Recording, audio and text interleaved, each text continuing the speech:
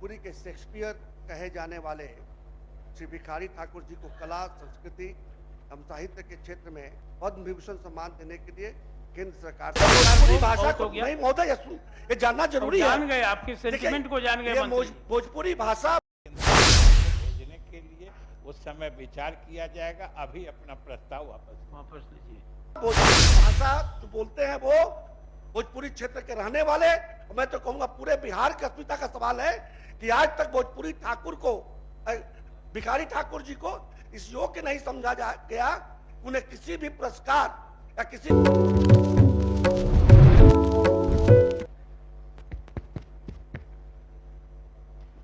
महोदय, यह बिहार विधान परिषद राज्य सरकार से प्रस्ताव करती है वह भोजपुरी के शेक्सपियर कहे जाने वाले श्री भिखारी ठाकुर जी को कला, संस्कृति एवं साहित्य के क्षेत्र में ऐतिहासिक और अविस्मरणीय योगदान के लिए मरणोपरांत पद्म विभूषण सम्मान देने के लिए केंद्र सरकार से सिफारिश करें।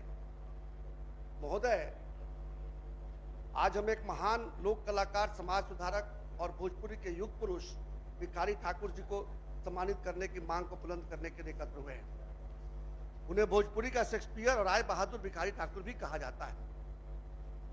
उनका जन्म 18 दिसंबर 1887 को बिहार के छपरा जिले के कुतुबपुर दियारा गांव में एक साधारण नाई परिवार में हुआ था। उन्होंने अपनी कला और साहित्य के माध्यम से भोजपुरी भाषा को अमर बना दिया।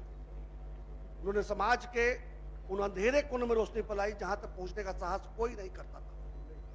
उन्होंने अपने नाटकों को समाज में व्याप्त बुराइयों जैसे कि नशाखोरी, बेमेल विवाह, महिलाओं की दुर्दशा और बेटी बेचने की प्रथा के खिलाफ एक शक्तिशाली हथियार के रूप में इस्तेमाल किया। उनकी रचनाओं ने घर घर में सामाजिक क्रांति लाती। उन्होंने अपनी भाषा, अपनी मिट्टी और अपनी संस्कृति को सशक्त बनाया। राहुल संकीर्तने ने उन्हें भोजपुरी का अनगढ़ हीरा कहा। जगदीश चंद्र माथुर ने उन्हें भरत मुनि की परंपरा का कलाकार कहा। उनके शिष्य रामचंद्र मांझी को 2021 में पद्मश्री मिला है, लेकिन गुरु की अनदेखी की गई है। भिखारी ठाकुर को मरणोपरांत भारत रत्न, पद्म विभूषण या पद्म भूषण सम्मानित करने के लिए हमारी मांग है। फिर दूसरी मांग है, उनके नाम पर एक राष्ट्रीय पुरस्कार स्थापित किया जाए जो लोक नाट्य और लोक संगीत को बढ़ावा देने वालों को दिया जाए। भोजपुरी भाषा और साहित्य के संरक्षण के लिए उनके नाम पर एक विश्वविद्यालय या अकादमी की स्थापना की जाए। विदेशिया नाटक में उन्होंने प्रवासी मजदूरों के दर्द को जीवंत किया था। कबर घिचोर में उन्होंने महिलाओं की स्वतंत्रता और कर पर उनके अधिकार पर सवाल उठाया था। बेटी बेचुआ में उन्होंने दिखाया कि कैसे गरीब परिवार अपनी बेटी की शादी उसकी इच्छा के विरुद्ध एक बुजुर्ग व्यक्ति से करने को मजबूर होता है। महोदय, भिखारी ठाकुर केवल मनोरंजन नहीं करते थे, बल्कि समाज की चेतना को झकझोरते थे। अब बोलने आज जब भोजपुरी भाषा को नहीं महोदय, ये जानना जरूरी है। जान गए, आपके सेंटिमेंट को जान गए। भोजपुरी भाषा जो बोलते हैं वो भोजपुरी क्षेत्र के रहने वाले, मैं तो कहूंगा पूरे बिहार की अस्मिता का सवाल है कि आज तक भोजपुरी ठाकुर को, भिखारी ठाकुर जी को इस योग्य नहीं समझा गया, उन्हें किसी भी पुरस्कार या किसी भी सम्मान से नवाजा जाए। यह हमारे भोजपुरी का भी अपमान है, भोजपुरी बोलने वालों का अपमान है और बिहार का अपमान है, मैं मानूंगा। चलिए माननीय, केवल वो चूंकि अति पिछड़ा समाज से आते थे, इसलिए उन पर इस तरह का माननीय मंत्री जल्दी से अन्याय बर्दाश्त के बाहर है। महोदय, मैं चाहूंगा कि सरकार इसको गंभीरता से ले और इस पर मैं सकारात्मक उत्तर की अपेक्षा रखता हूं। महोदय, स्वर्गीय भिखारी ठाकुर के संबंध में जो सच्चिदानंद राय जी ने विचार रखे, सरकार क्या, पूरा सदन क्या, समूचा बिहार उससे असहमत नहीं हो सकता कि भोजपुरी भाषा के भिखारी ठाकुर शिखर पुरुष थे और उन्होंने पद्म विभूषण के लिए अनुशंसा करने की सिफारिश के लिए लिखा है या प्रस्ताव है उनका। तो पद्म पुरस्कारों की अनुशंसा करने के लिए एक विहित प्रक्रिया है जो सितंबर अक्टूबर में शुरू होती है।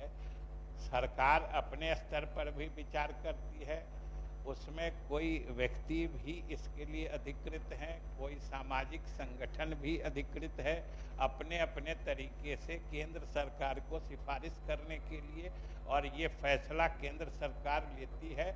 वो समय आएगा सितंबर अक्टूबर का, आप भी अपनी अनुशंसा भेजिए और बिहार सरकार की जो कमेटी है महोदय, सरकार कहेगी कि इन पर विचार करिए, इनके सारे चीजों पर विचार करिए, समय पर विचार करने के लिए। और जैसा कि हमने कहा, आप या भोजपुरी भाषा से जुड़े कोई भी सामाजिक या शैक्षिक संगठन वो भी अधिकृत हैं अपनी अनुशंसा केंद्र सरकार को भेजने के लिए।